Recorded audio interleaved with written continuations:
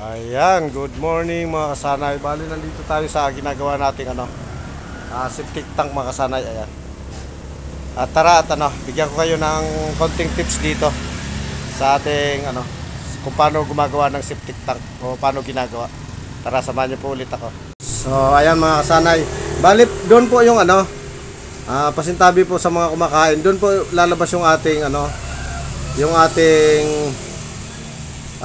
dumi galing sa puso, sa inidoro.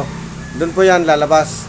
Pero dapat mga kasanay, dapat elbow lang yan. So gusto ng may-ari na ganyang gawin, siyempre sila po yung may-ari, susundin natin sila. Pero dapat po dyan elbow lang.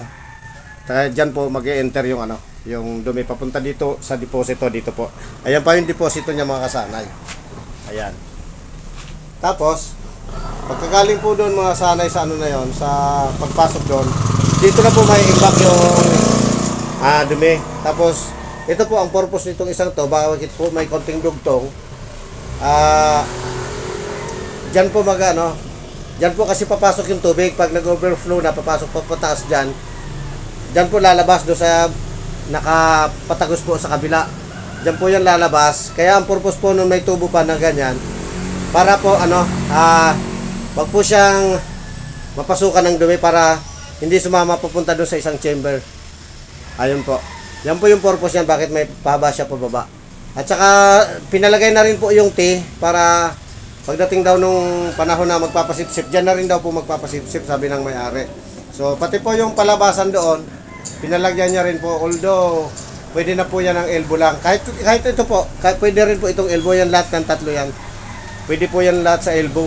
Tapos magagawa na lang po ng isang clean out dito sa ibabaw ng deposito. Kasi yung tubig po hindi naman po yan sinisipsip ng hindi naman po pinapasipsip ng mga nagpapasipsip tulad. Tsaka po yung mga kumpanya ng siponing, hindi rin po sumisipsip ng tubig sa deposito lang po talaga sila nagsisipsip.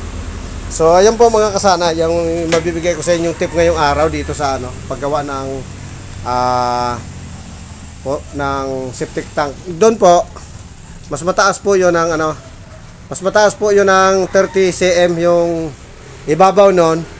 Mas mataas po ng 30 cm sa bottom nitong tawiran papunta sa chamber ng tubig. Ayan po. Mababa po ng 30 cm. Yun po yung bale magiging bakante. Yun yung magiging walang tubig kasi pagka pasok po doon, lalabas na dito. Bale yun po ang ang airspace mga kasanay. Bale yung 30 cm na yon, yung ibabaw noon at saka ilalim po nitong tawiran ng tubig dito sa papunta sa chamber ng tubig. Bale yun po ang airspace para po magaang tumulak yung pagbuhos natin galing sa inidoro. So ito po, mas mababa po ulit ito ng kahit maibaba nyo lang po ng 5 cm o 10 cm kung conforme na sa gusto nyo. Basta po importante itong isa na to, yung huli, yung sa outlet po.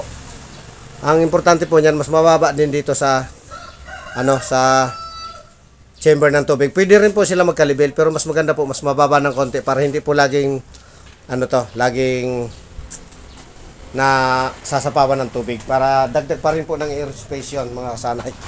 Ayan. So yan lang po muna mga kasanay yung maibigay ko sa inyo tips sa ngayong araw, kung paano po gumawa ng septic tank na may divider. Kung magtataka po kayo bakit ganyan po yung itsura, bali po dapat square yan. Tatama po tayo sa pundasyon itong poste na ito mga kasanay. So hindi natin ipinasok yung pundasyon sa sa loob ng deposito. So ganyan po ang naging itsura. Yung corner na po yon, umiwas sa sa pundasyon. Tapos pinakortehan na lang po ng may-ari ng ganyan. Hindi na po pinadiretso doon. So may rason naman po, tubig lang naman po yung laman niyan. So ayun po. Yun na lang po ang maibigay ko sa inyo para sa ngayong araw. Yun lamang po mga kasanay. At Sana po ay lagi po kayong makapanood ng aming ang mga ina-upload na video sa tungkol po sa construction, house building. Ay sana po ay makapag-subscribe din po kayo sa akin at makapag-share na rin po. Kung may time, pa-share na rin po ng ating mga videos na ano, para doon po sa ating mga kakilala o ano, sa mga gusto magpagawa, makakuha rin po ng mga tips sa tungkol sa paggawa ng simpleng tank. Yun lamang po mga kasanay, pansamantala po. Paalam.